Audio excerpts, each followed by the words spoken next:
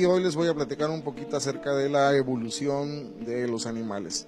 Bueno, primero que nada, conocer un poco el concepto de evolución. Evolución hace referencia al cambio de las especies, ya sea cambios genéticos o cambios morfológicos que se expresan a través del tiempo, en el cual las especies van cambiando, y esto es en respuesta sobre todo a las presiones del medio ambiente, que estas presiones pueden venir de cambios climáticos, cambios orográficos, competencias con otras especies. En general, la evolución es un hecho comprobado y está comprobado principalmente a través de los fósiles. De ahí radica la gran importancia de la paleontología como una de las ciencias que se dedican a entender y reconstruir la historia de la vida. Mucha gente tiene el concepto o la idea de que la evolución es de manera lineal, es decir, de una especie viene otra y luego otra. Pero eso realmente es un concepto errado o es una idea errada. Realmente la evolución se da en ramificaciones. Por lo general las especies tenemos una especie ancestral, una especie que da origen a muchas ramas, y estas ramas a su vez dan origen a más ramas. Muchas de estas ramas se van extinguiendo en el camino, pero muchas otras van existiendo.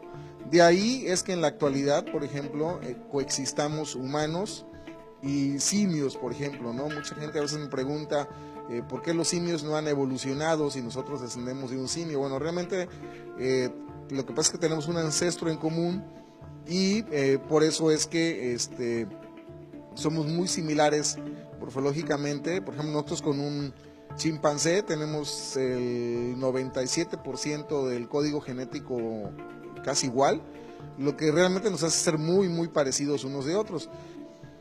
Los cocodrilos aparecieron hace más o menos unos 200 millones de años, al final del Triásico. Las primeras formas eran muy diferentes a los cocodrilos que conocemos en la actualidad, eran realmente formas bípedas, es decir, que andaban en dos patas. Eran de tamaño muy pequeño, cuando mucho llegaban al metro de longitud, y con el tiempo, bueno, fueron evolucionando, fueron teniendo cambios morfológicos bastante significativos, hasta que llegaron al modelo ideal, por decirlo de alguna manera, que es el modelo general de los cocodrilos que conocemos. Sin embargo, bueno, aunque parecen ser animales que no han cambiado con el tiempo, realmente se han sufrido cambios. Algunos no son notorios a simple vista, y por ejemplo, entre los cambios más interesantes están, por ejemplo, el desplazamiento de las narinas internas, que son las cuanas, que son estos hoyos acá. En los cocodrilos modernos, las cuanas están desplazadas hacia la parte de atrás y están encerradas por estos huesos que se llaman pterigoides, que es donde se pegan los músculos que cierran la mandíbula. En las formas primitivas, estas cuanas se encontraban hacia el frente, encerradas por el hueso del palatino, y posteriormente se fue desplazando para atrás. También las primeras formas no tenían el segundo paladar, que es característico en los cocodrilos, que les ayuda sobre todo a poder sumergirse y comer dentro del agua y otras funciones respiratorias avanzadas. Entonces, bueno, hubieron cambios fisiológicos importantes en la evolución de los cocodrilos. También otro cambio que fue muy significativo fue la forma de las vértebras. Esta es una vértebra de un cocodrilo fósil encontrado aquí en Ocosocuautla, que tiene aproximadamente unos 67 millones de años. Se pueden dar cuenta, los dos extremos son planos o casi planos, pero en las formas modernas las vértebras son más o menos así. Tienen un extremo cóncavo y otro convexo. Entonces la bolita o cóndilo se une a la otra parte. Esto implicó un gran avance en la movilidad de los cocodrilos. Los cocodrilos ahora tienen una movilidad bastante buena, que los ha capacitado como excelentes cazadores dentro del agua, y al ser ellos depredadores generalistas, es decir, prácticamente comen de todo lo que se le ponga enfrente. Eso ha hecho que este grupo sea muy exitoso y siga estando hasta nuestros días, a pesar de haber aparecido o convivido más bien con los dinosaurios. En otros grupos muy emblemáticos, por ejemplo, que son considerados casi fósiles vivientes, son las tortugas. En Chiapas tenemos varias especies de tortugas, tanto terrestres, dulceacuícolas, como varias especies que vienen a las playas a anidar, o sea, varias especies de tortugas marinas que llegan a las playas a anidar. Pero las tortugas aparecieron igual a mediados del Triásico, hace unos 230 millones de años. Las tortugas prácticamente tienen su configuración morfológica desde el principio, con una pequeña diferencia de que las primeras tortugas, por ejemplo, no tenían el caparazón completo, era un caparazón muy pequeño o incompleto, y lo que sí era prácticamente les cubría o ya existía en ese tiempo era el plastron, o sea, la parte de abajo del caparazón.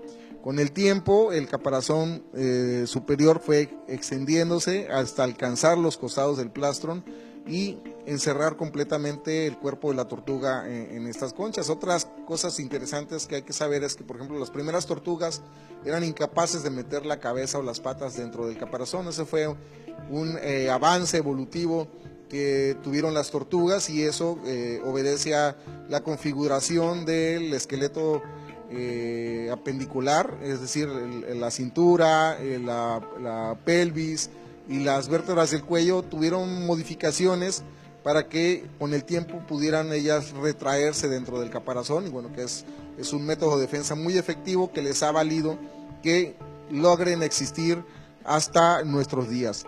Los tapires aparecieron hace más o menos unos 55 millones de años, o sus ancestros, que son los iracotéridos, que eran animales del tamaño más o menos de un perrito Cocker Spaniel, de patas largas, y estos ancestros dieron origen a los caballos y a los tapires. Los tapires, a diferencia de los caballos, fueron adaptándose a zonas un poco más cerradas de vegetación, mientras que los caballos fueron adaptándose un poco a vivir en áreas un poco más abiertas. Y por ejemplo, hubo algunos tapires que tenían las patas más largas que los actuales, y eso indica, por ejemplo, que vivían en ambientes muy diferentes a los que están habituados en la actualidad. Los tapires, ya como familia tapíride en sí, se originaron en Asia, y en una migración durante el Mioceno lograron pasar hacia América, donde se distribuyeron muy bien, y hubieron muchísimas especies que habitaron principalmente América del Sur. Y aquí en el Registro Fósil de México hay algunos ejemplares de tapires muy bonitos, en Valsequillo, Puebla, por ejemplo, donde, bueno, podemos nosotros con base a ellos hacer también estas reconstrucciones de cómo era el clima por esos requerimientos tan especiales que tienen los tapires para vivir. Dentro de este museo llevamos a cabo una serie de investigaciones relacionadas con arañas fósiles incluidas en ámbar. El ámbar, me imagino que ya tú lo conoces, todos lo conocen. El ámbar se reviste de una importancia muy grande. ¿Por qué? Porque dentro de esta resina fosilífera encontramos restos de lo que son organismos que vivieron hace 23 millones de años. Así es, el ámbar está datado en 23 millones de años. Entonces, todo lo que encontramos en este ámbar, que proviene principalmente de las minas de Silmojobel, tienen esa edad. En particular, yo me dedico a trabajar con las arañas fósiles incluidas en ámbar. Actualmente, en el estado tenemos más de 500 especies, en la actualidad, 500 especies de arañas. Para el registro fósil hemos descubierto alrededor de 19 especies descritas. Sin embargo, consideramos que este número puede ir incrementándose, ya que hay mucho material que no se ha estudiado. Las arañas es un grupo muy diverso, muy antiguo, con una edad, la araña más antigua está datada de aproximadamente unos 200 millones de años. Entonces, el registro fósil de arañas en ámbar para Chiapas es muy importante, no solamente a nivel estatal, sino también a nivel nacional y a nivel internacional. ¿Por qué? Porque todos los descubrimientos que realizamos respecto a los especímenes de arañas que se encuentran en el ámbar nos provee de información muy importante de cómo era la fauna de artrópodos en el pasado, cómo es hoy en día y qué podemos hacer nosotros como paleontólogos, como investigadores, también para aportar nuestro granito de arena respecto a la conservación. Dentro de las piezas de ámbar hemos encontrado especies nuevas y también registros nuevos. Por ejemplo, hay un género en particular que se llama Galianora, que solamente está reportado para lo que es Sudamérica y no ha sido reportado para el estado. Y lo encontramos como registro fósil incluido en ámbar. ¿Qué significa esto? Esto tiene implicaciones muy importantes en lo que es el área de la biogeografía. Si esta arañita en particular está distribuida en la actualidad para lo que es Sudamérica, probablemente la encontremos aquí en Chiapas. Y si lo encontremos aquí en Chiapas, esto nos puede proveer de información para poder establecer criterios de conservación. Es decir, si esta araña actualmente, o si estas arañas actualmente viven en el estado, quiere decir que han sobrevivido a todo este tiempo, 23 millones de años. Por lo tanto, si las tenemos en el estado, es nuestro deber conservarlas para las generaciones futuras. Como el caso de la Anéfila clavipes, que ustedes pueden ver en el video. La Anéfila clavipes es una especie muy importante. No solamente la Anéfila clavipes, sino todas las especies de arañas en particular. ¿Por qué? Porque son organismos, son especies, son animales controladores de plagas, son controladores biológicos. Las arañas se distribuyen en todas partes del mundo, menos a excepción de la Antártida. La encontramos en bosques, manglares, les encontramos incluso en nuestros hogares. Y es ahí en nuestros hogares donde también se revisten de una importancia muy grande. ¿Por qué? Porque al ser controladores de plagas, también nos ayudan a protegerlos de especies de insectos, como por ejemplo este mosquito que transmite el dengue y otros artrópodos, insectos que transmiten una serie de enfermedades, pues son las arañas precisamente las que se encargan de regular la población de estos insectos que pueden ser dañinos para nuestra salud. Entonces, el conocimiento de las arañas fósiles en ámbar debemos de considerarlo un tema muy importante. ¿Por qué? Repito, porque nos permite conocer cómo era la fauna en el pasado, cómo lo es en el presente y qué es lo que podemos nosotros hacer para poder conservarlo a las futuras generaciones. Dentro del Museo de Paleontología estamos trabajando con piezas que fueron rescatadas como parte de los proyectos que se llevan a cabo aquí en el museo, pero también hay piezas que fueron donadas por particulares. Entonces, quiero aprovechar aquí la oportunidad para poder invitar a la población en general que si tienes alguna pieza con insectos, con arañas, que te acerques a nosotros y nosotros poderte ayudar, poderles dar una asesoría y con todo el gusto del mundo poder investigar esas piezas y poder llevar a cabo investigación con un impacto muy grande en lo que es la comunidad científica y también, por supuesto, para el público en general.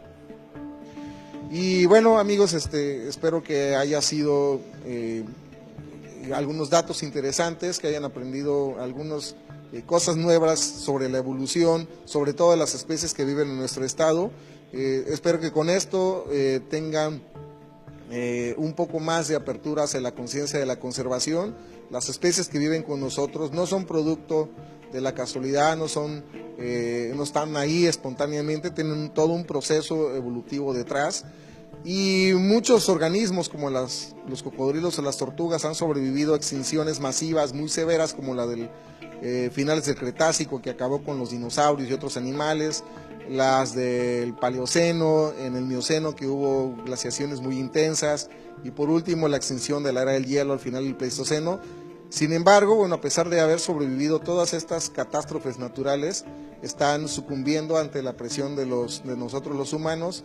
Y ahora, bueno, la pregunta es, ¿podrán sobrevivir a los humanos estos animales? Bueno, se los dejo de tarea, espero les haya gustado y gracias por todo.